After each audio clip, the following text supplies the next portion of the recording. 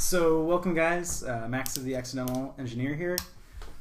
Today, for those of you guys who don't know who this is Josh Staples, who's, do you mind sharing your title and where you're at?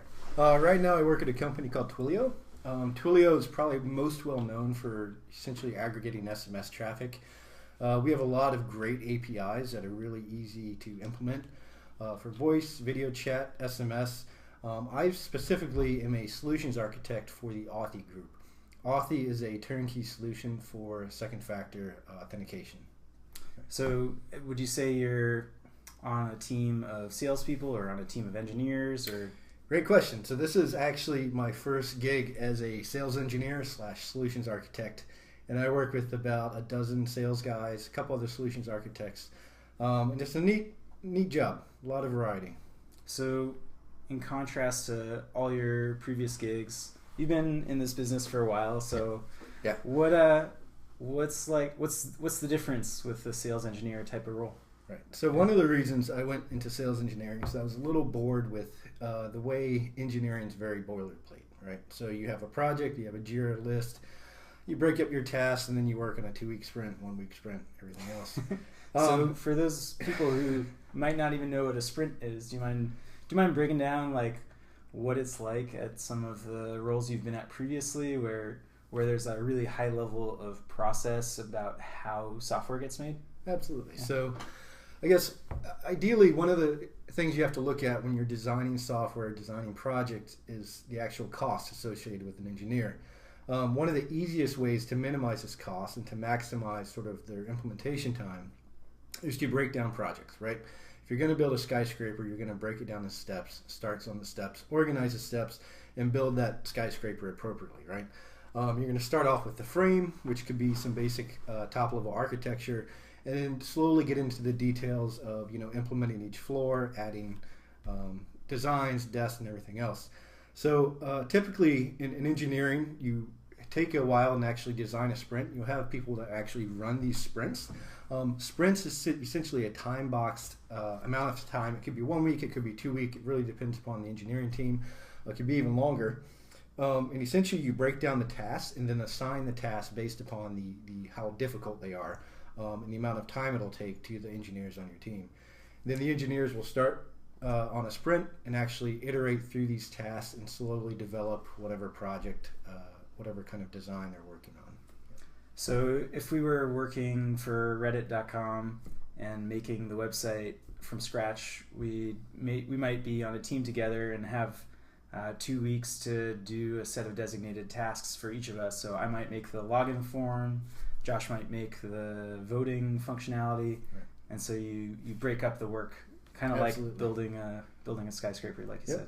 And it's also not just engineers, though. You also have designers that'll come in. A lot of time before you can actually do any work, you have to have designers create copy for you. You have to get that approved by marketing. So there's a real sort of step-by-step iterative process that you need to go through before you can actually do any work. But then once you're actually doing the work, typically you only have to do it once because it's been thought through thoroughly, and everybody's on board at that point. So one of the most interesting things I think about when I consider the role you have now versus all the previous roles you've had is that as a typical software engineer, you probably are compensated with salary and some amount of equity in the company that employs you. So in your most recent role, in your role currently, how is that different? Do you mind sharing? You don't need to name numbers, but no, it's fine. That's a significant difference between the role you're in. It is significantly different. Typically, a sales guy, let's say just for numbers' sake, a sales guy in San Francisco might have a base salary of $70,000, right? And then what they'll have is they'll have essentially goals, either quarterly or monthly. It really depends upon the company, or even yearly in some locations, where you actually have to hit that goal to achieve these sort of pay points, right? A good salesman in San Francisco in tech can do $250,000 a year. That's if they're hitting all their points and everything else.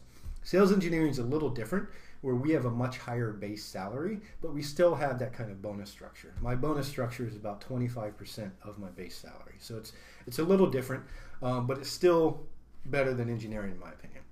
So this is one of the things that I can totally understand about why you choose why you would elect to change the type of role you're working in, is that at week after week, sprint after sprint, you kind of go through the grind of collecting the salary, collecting the paycheck, and slowly vesting whatever equity you've got. So are there any caps on your earning potential as a sales engineer? There are caps.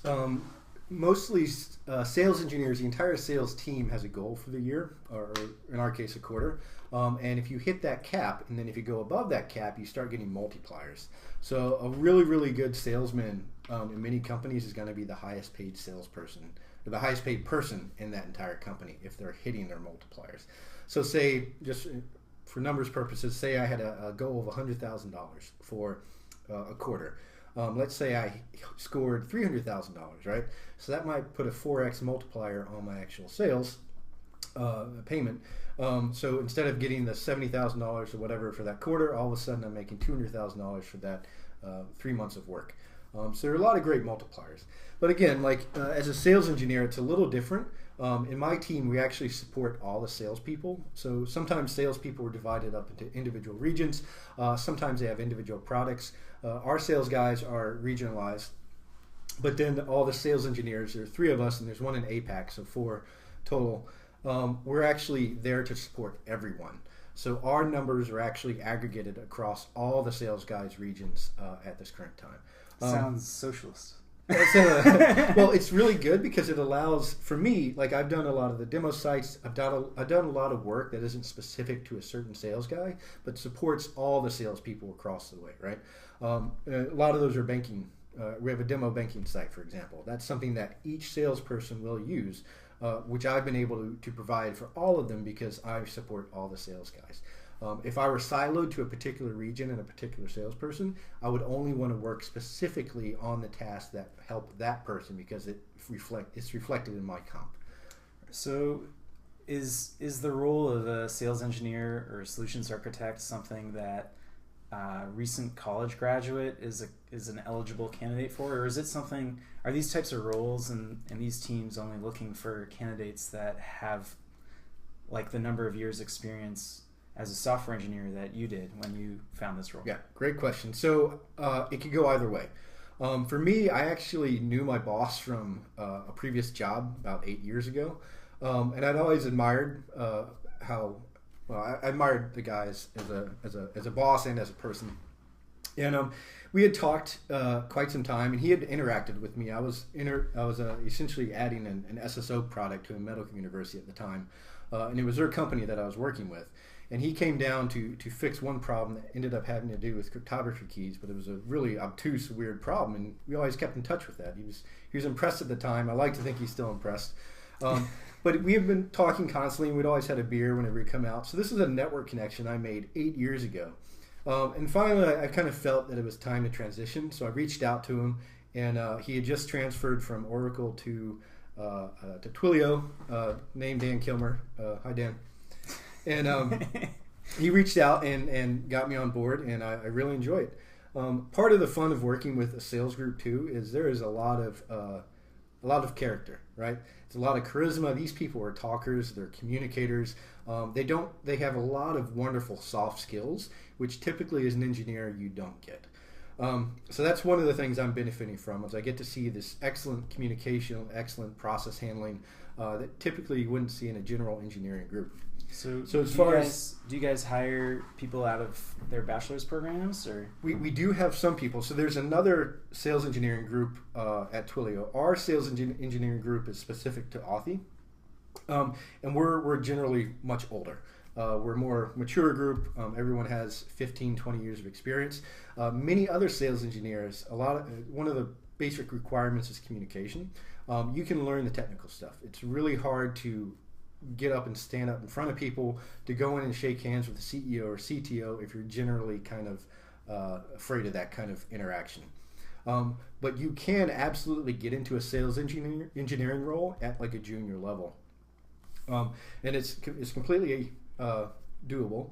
I guess generally though you have to show some aptitude for technical skill, some aptitude for communication, be able to present be able to write emails that people can read through, and in general, just be able to sit down at a desk, get work done, and to please customers at the end of the day.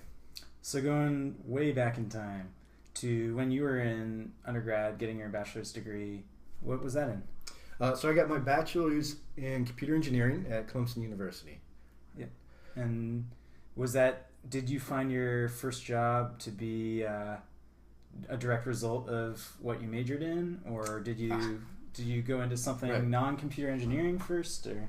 Great question. So I actually, even in undergrad, I was a little torn with computer engineering. It's a very engineering brain kind of thing. And I consider myself a little bit more worldly than that. I did some international internships during undergrad and realized that I really didn't want to go into building helicopter missiles for the military after graduation. For sure. Just DoD work in general. If you're a government contractor right now, all I can say is get out. Just get out. The world's far more fulfilling outside of government contracting. So I realized later in undergrad that I was just really kind of bored with engineering. I barely slid out. I wasn't even studying for finals near the end. And I ended up returning immediately to grad school. I ended up joining a brand new 3D program at Clemson University called Digital Production Arts. And I got a Master of Fine Arts in Digital Production Arts. Typically, people with this degree are the ones that go to Pixar, Blue Sky, ImageWorks, these kind of organizations. So working on movies or video games? Or? Yeah, video games, movies. So essentially, in our program, we learned Maya, which is now an Autodesk product, and another program called Max. That's for 3D. For 3D design, generation, modeling. We learn a bunch of other programs too, just for compositing, video editing, and the like. It was a long program. I ended up building a really cheap homemade motion capture system for my graduate thesis and got that published. And then I finished, and I was looking around, and typically when you go through that program, you start off at one of these big animation firms where you're working third shift as a render wrangler.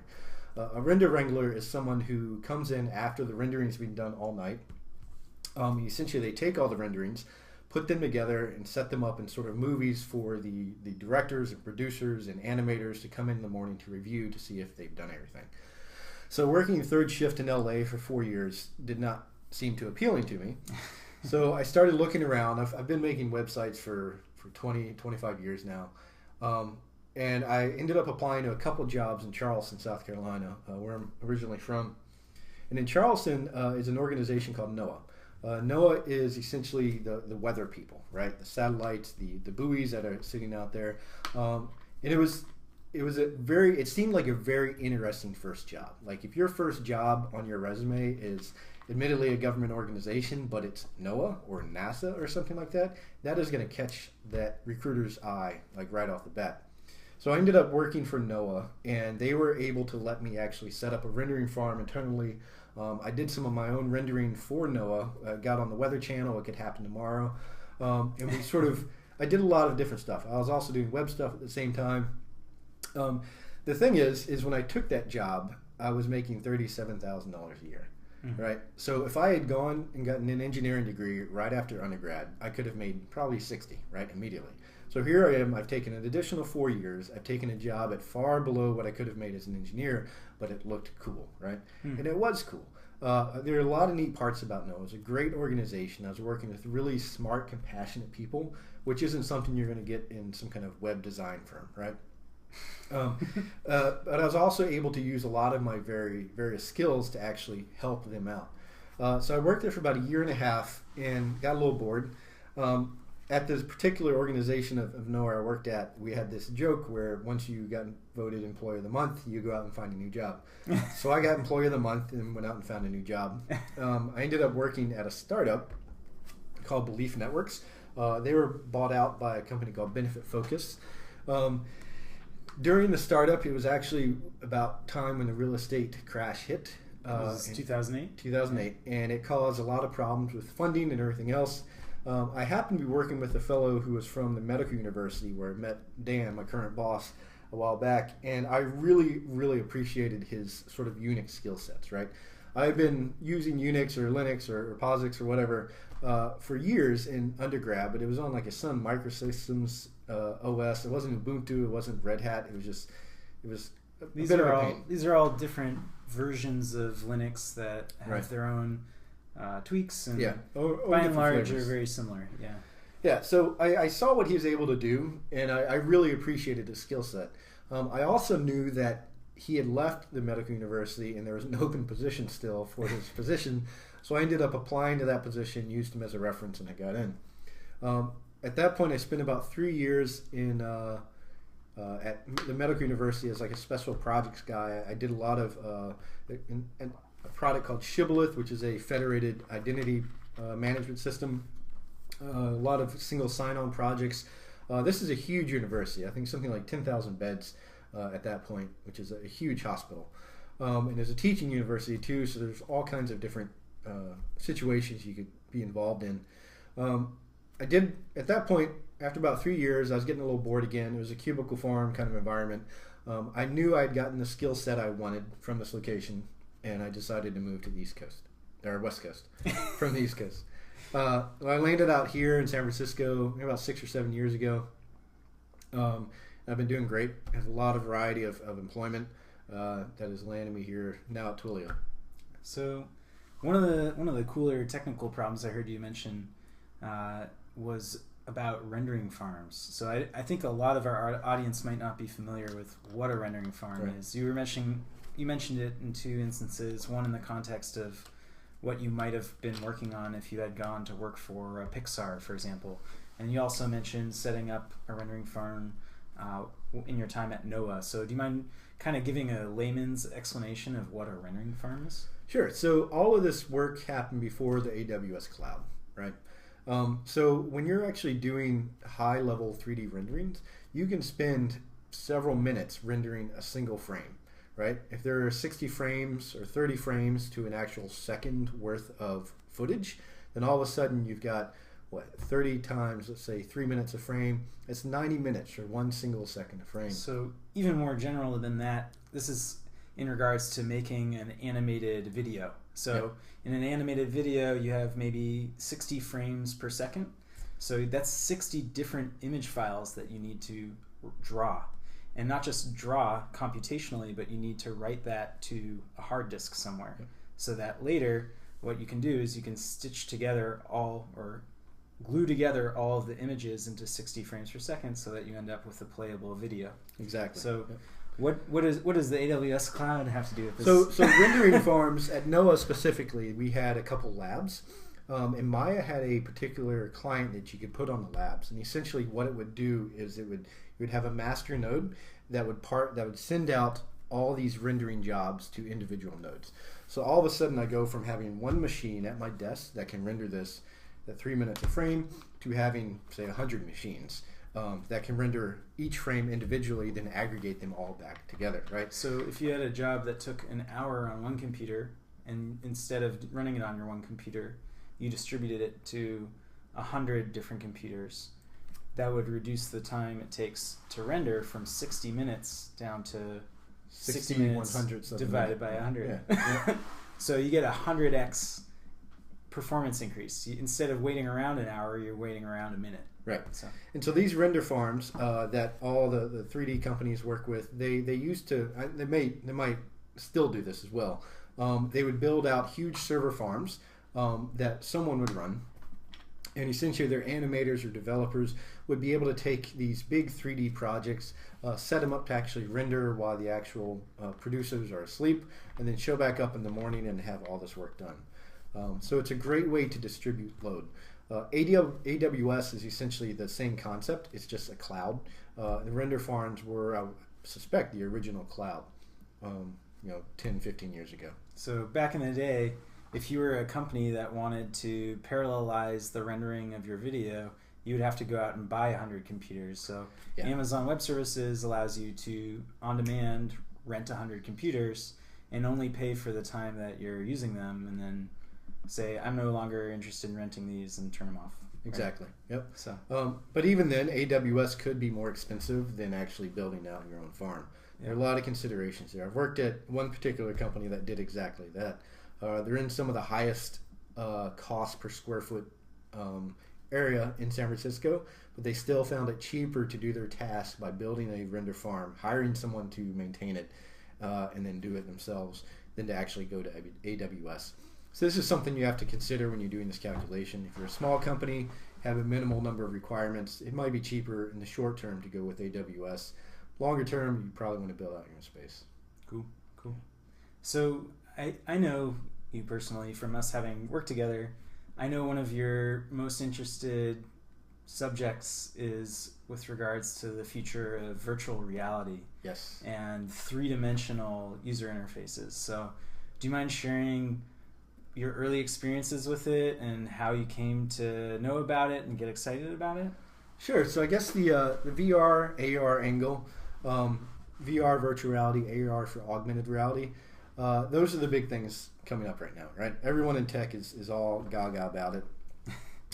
So back in the day, my 3D background, I got attuned to a lot of this. I understood what the actual problems were with motion capture, and then admittedly I took an aside into web development and engineering and the like for a while. But here in San Francisco, there are a bunch of 3D people that are just pretty famous, right? When I first came out here, I met an author named Tony Parisi. He's the guy that actually co-invented VRML back in the mid-90s. So VRML is virtual reality markup language. It's like an XML for VR objects, right? This is the first concept to actually create something in 3D in a mockup and have it appear in a web browser. So one other great thing about being in San Francisco is the meetups. They're well funded, they're well attended. You can go to these 3D WebGL meetups, meet people that are actually designing the spec, writing the spec from Firefox, from Google, from Apple, whomever, and actually shake hands with them, right? Get to know them. So I started meeting some of these people and got around, and I learned how to give presentations while at that government job, NOAA. And so I started giving a few presentations. I was also working at Autodesk at the time, so having that sort of double whammy of being able to present and also working at Autodesk, being able to talk 3D, I got to know a lot of people. So more recently, I've got a VR setup downstairs. Max has tried out. The room space HTC Vive is amazing. It is what you want to have, right? Oculus Rift, I mean, they're coming along. But part of the appeal is that when you think of augmented reality and virtual reality, it's essentially the same thing, right? The math is all the same. The motion of moving the head, positioning your hands, it's all the same math. The only difference is hardware. With virtual reality, you're wearing something over your face. You can't see it. You can't see anything beyond it because you're actually looking at the screens right here in front of you. With augmented reality, it's the same concept, but you're actually looking through something, right? So when you twist your head, whatever was right there should still be over there. Same with virtual reality. So pretty soon we're going to see emergence. There's Magic Leap coming out. Apple just came out with the AR kit. So we're going to see an emergence of both VR, AR kind of conceptually, and start being able to play and interface with the real world while in the real world via this augmented reality concept.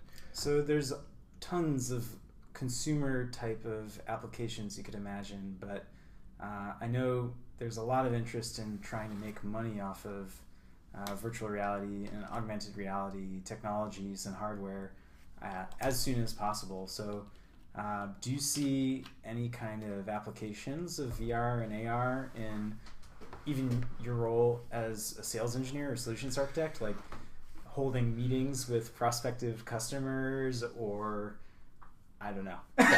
So it's an interesting question. I'm not sure yet either, but what I will say in my experience is that entertainment and gaming leads everything, right? So most of the way the web is today is because of entertainment and gaming. And by entertainment, I typically mean porn. So these are the two kind of fields that push the envelope. So right now, what we're seeing is gaming and porn in VR and AR, right? What we're also seeing, though, is a movement towards architecture, like companies like Autodesk that are moving into actually augmented reality of, say, a foreman in a skyscraper can actually see where pipes are supposed to run, whereas in comparison to where they are actually running. So there is a lot of movement in that direction. But really, I haven't seen the killer app yet.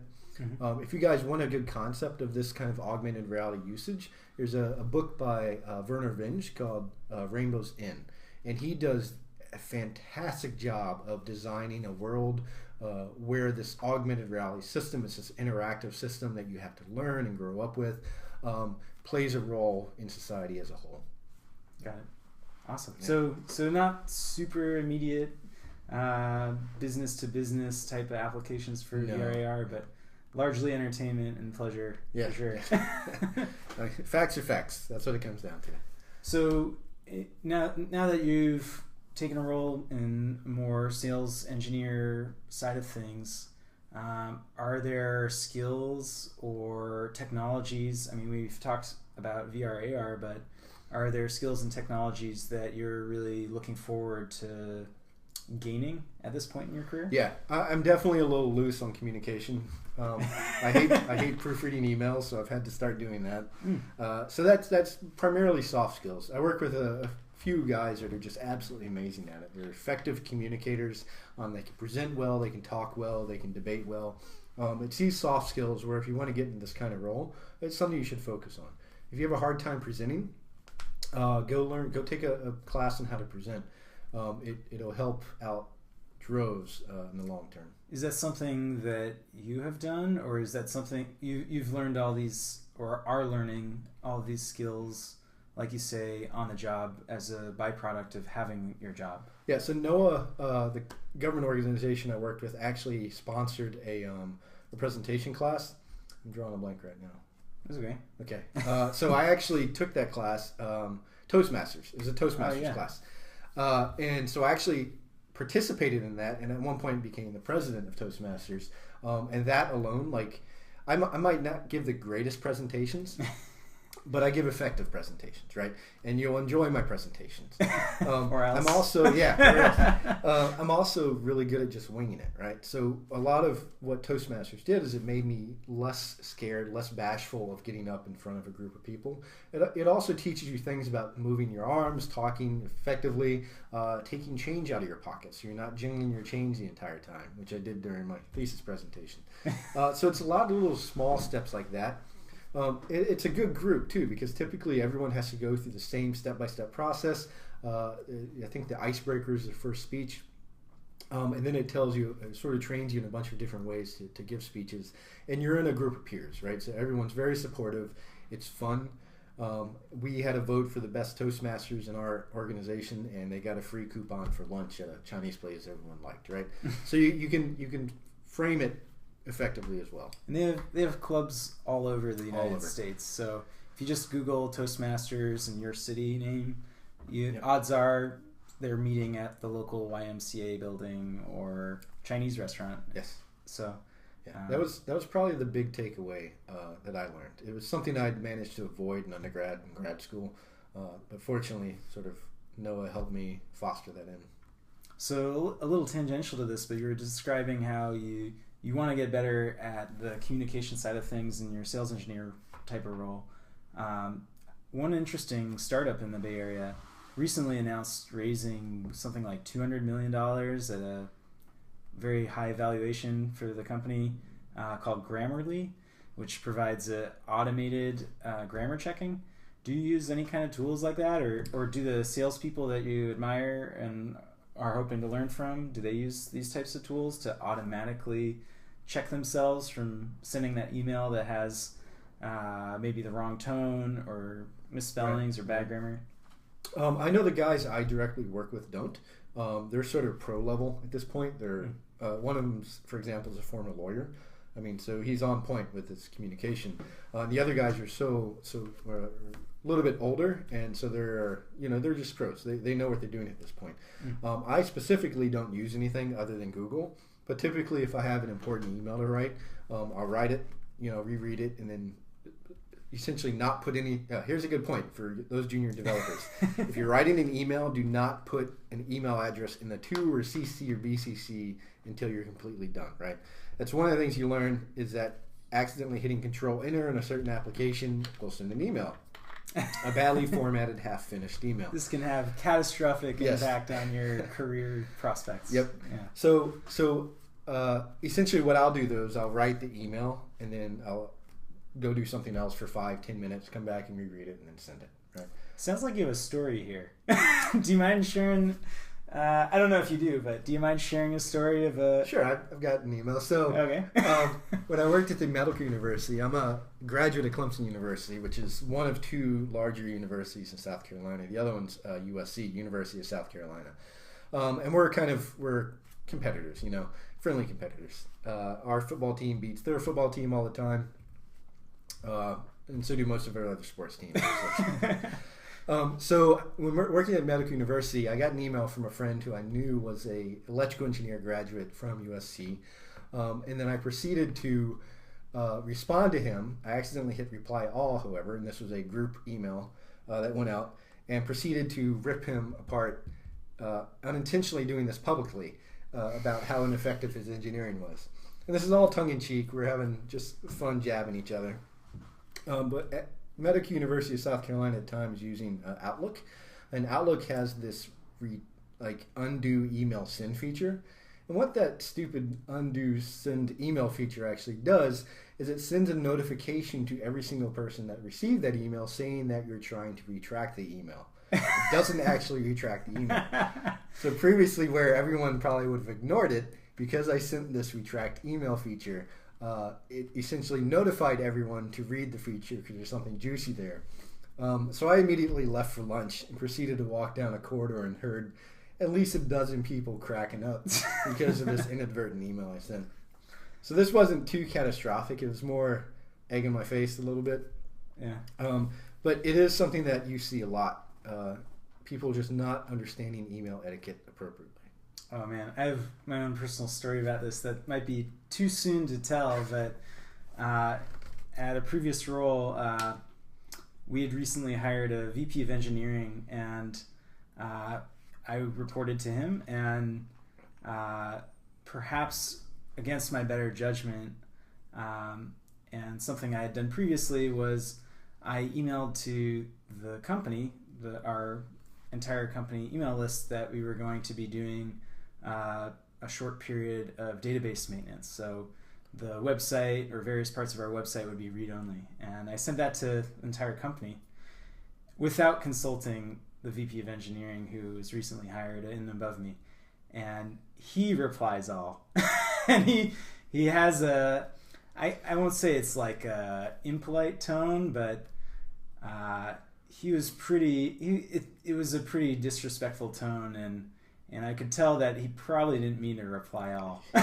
And I take ownership for not communicating with him before sending the email originally, but man, that was really brutal. And I remember I had a hard time biting the bullet and respecting him as much as I should have in the role that I was in beneath him. So I'm sure I've committed this sin of the wrongly sent email, but damn, I wish there were better tools for this. Yeah. I do know with a lot of sales group, they use products like Yesware or Lead Genius that actually take care of a lot of this micromanagement. I don't know how effective they are with grammar and everything else, however. Yeah, not very. Although Gmail these days, they have a feature for undo send, which works better than Outlook. Go into your Gmail settings immediately, set an undo send, and set it for, say, 20 seconds. 10 seconds is enough sometimes. That has saved my bacon more than a few times. Yeah. Speaking of tools, there's another one that I've used recently called Hemingway app, which highlights, if you copy paste your text into it, it'll highlight overuse of adjectives and complex sentences, so you can really easily trim down what you've written so that it doesn't sound like such a... It's really funny. So Hemingway, it's called Hemingway app. So Hemingway was pretty famous for his editing of his writing, where he would go through and remove every single excessive word to distill down his actual books, his writing that he has. So that makes total sense. Ernest Hemingway, the super famous American author who, he's got a very succinct writing style. And in business emails, whether it's sales or even internal to your software engineering team that you're working on, makes a lot of sense to try and make your communications clear rather than ambivalent. So, and just the counterexample of this, I had a colleague at NOAA who, when you'd email him a question, I don't know if he would respond with a book, right? I would email him a simple question, I would get 10 paragraphs back. Well, that kind of communication just flat out didn't make me want to interact with him. Like, I don't have time to parse this 12 paragraphs of prose to figure out what the answer was to what I asked, right? So, like, making your communication succinct, you're not wasting someone else's time, and you're getting to the point quickly is also an important reason to, to keep your communication on point. So not so far ago, we interviewed a senior technical recruiter, asking her a few questions about how candidates should manage their communications with recruiters. So, having been doing this for a long time and having held a number of jobs, you must have dealt with recruiters. What are the idiosyncrasies of communicating with recruiters, whether they're internal recruiters, meaning employees of the company that's hiring, or contract recruiters, right, who are people who make a commission when you take a job that they place you into? Right. So Max is talking about Ruby. Ruby was actually an internal recruiter at Lead Genius who brought me on. Mm-hmm. She was effective, right? I have yet to have a job. I've gotten interviews from external recruiters, but internal recruiters, they have a different kind of compensation scheme that makes them more apt to communicate with you appropriately, right? I take a position with technical recruiters here in the Bay Area. It's dog eat dog. Like, they would flip you just like real estate agents flip houses every 6 months if they possibly can. Typically in the tech world, I've had trouble with external recruiters because of the way they're incentivized, right? So if I had one particular job at a company which I could have taken, but essentially they, in the Bay Area, I think I was getting an offer for like $130,000 at this job. I was asking for $160,000. The problem is that $30,000 difference went to the recruiter instead. So it added an arbitrary glass ceiling on my potential comp. Yeah. So when you're looking at external recruiters, these people typically, they're good talkers. They're very outgoing people, but they're just there to make sure that you move into that job for 6 months so they get their payout. There's no other reason that they're doing what they're doing. Internal recruiters have a little bit more incentive. They're actually employed by a company. They know the company much better to actually bring you in and work. Have you found that the jobs that you've been that you've ever interviewed for or considered, that employers have been happier to interview you and quicker to make an offer when you did not come to them through a contract recruiter? Yeah, absolutely. There are problems with contract recruiters too. There are two positions you can take. I have a colleague of mine who allows any recruiter onto his LinkedIn network as possible, right? His position is that it essentially makes his network much larger. I don't want to deal with this. Like, I get emailed daily with job offers. Typically, the contract recruiters are sort of, they're not competent in tech, right? And to have to explain to some contract recruiter in Michigan what the difference is between JavaScript and Java is a waste of my time. It's a waste of anyone's time. If these people can't do their jobs properly and they're just trying to look for the next paycheck, you get a lot of sort of burst communication like that. Internal recruiters, companies, they know what they want, and they're going to be a lot more on target. That being said, I do know some people that have gone through contract recruiters are doing fine, but it depends upon your perspective, your approach. I just don't want to deal with it because I've had no success in the past with this actual contract recruiters. Yeah, in my experience, I maybe this is anecdotal. I don't have a lot of data to prove this, but I definitely think that, or have observed that, employers are faster to move to offer stage if you've come to them through means that don't involve a contract recruiter who wants 10, 15, 20% of your first year salary. Yeah. So that's something to keep in mind when you are considering employers that you really want to work for. If you don't have to go through a contract recruiter who's reached out to you, you can apply through your website or their website, or preferably find a friend or a friend of a friend, even loosely related people to you in your life are better signal to the employer you're applying to than a contract recruiter about your candidacy and your eligibility for the role they want to hire for. So this is something that I find really interesting about hiring in engineering, is that internal referrals, where a current employee refers somebody, speak volumes about the candidate, because internal employees have a lot of skin in the game. Yep. If their friend who they refer gets hired and they suck, not only do they have a shitty person on their team, but now they look bad because they've brought somebody on board that they should have warned about. So to hiring managers, when you're job searching, to hiring managers, it looks very good, very favorable when you have some type of referral for this reason. Absolutely. And I've been in a position before where I was actually emailed about the same job by 2 different recruiters. Then I had to get involved with them bickering back and forth, saying, okay, fine, this one actually did email me first, so the position was going to him. This guy, essentially, I did get a job offer for this job, and the guy actually told me to just stay at the company for 6 months to get so he could get his paycheck. I turned that job down, and I don't interface with that person at all anymore. So again, they're like used car salesmen. You have to be very careful about who you're interacting with. Sometimes what you can do is you can actually get they'll be very cagey about the job offers they're sending in emails, like work for this new Series C level company to change the world. And you're like, well, who is that? Well, sometimes there are enough clues there where you can actually go to the website, find the job that's actually posted on the website, and take that approach. What that does is it raises your amount of money that you're going to get because there's no recruiter fee, and also completely circumvents the recruiter nonsense. On the other hand, this is a very controversial topic, and this is how recruiters make their money. And if any recruiters watching, we apologize. We understand how hard your job is. On the other hand, it's a conflict of interest, and better to make this information public than it is to try and conceal it. And this is business as well. I mean, I'm looking to get my maximum amount of money for my employment as possible. And if that means undercutting... Oh my God! It's like capitalism 101. Amazing. Yeah.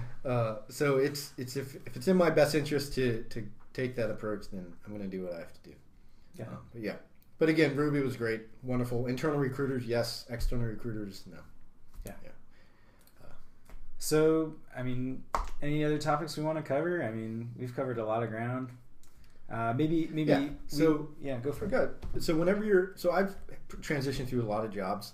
Only one job have I left under a year, and that was for financial reasons. Right. Try and stay in your position for an entire year at least. Longer if you can. That's here in the Bay Area. That's understood. That happens. What that allows you to do, though, when you transition like that, I have absorbed so many skill sets from the companies and people I've worked for that it's made me a far stronger, far more employable engineer. Additionally, try and increase your base salary by a minimum of 15% between each job. This allows you to really kind of climb up into the higher brackets of employment. It allows you to do stuff like start a family in the Bay Area, where rent's $3,000 a month. And houses are in general, I think, $1.2 million in San Francisco now. Something is the like median that. House salary. You can't do that if you're making under 6 figures, guys. So definitely, make sure you're always making more money at your next job, and definitely don't feel cagey about leaving a job after a year. It's the best way to build skill sets by going and seeing new people using those skill sets. I think one of the topics that we should definitely do another interview about some point in the near future is on the topic of when to know when to leave your job. Yeah. And I think that's something that people make a lot of mistakes about, is either leaving a job too soon for a relatively minor raise. And you got to think about how you're curating your resume. And for the long term, do you have a pattern of sticking with situations to the point where you have tenure in an organization and you have clout? Because there's a lot of benefits to staying with an organization for more than 2 years, let's say. Yeah, but also like earlier in your career, maybe not so much benefit. Later in your career, yes. Right? I'm at Twilio right now. I expect to be at Twilio for quite some time. I've kind of, my skill set is where I need to be. I'm an effective engineer. I can knock stuff out so fast. But I'm also at a point where I've got a family to raise. So moving around so much isn't really on my radar anymore. Cool. Yeah. So I hope we do this again very soon. Yeah. This has been a tremendous amount of helpful information for people who may be starting their careers in their first few jobs and may not know what we've talked about in regards to recruiters and the different roles there are as an alternative to being just a software engineer, like a sales engineer or solutions architect. So thank you, Josh. That's been fucking awesome. Appreciate it. Cheers, Max.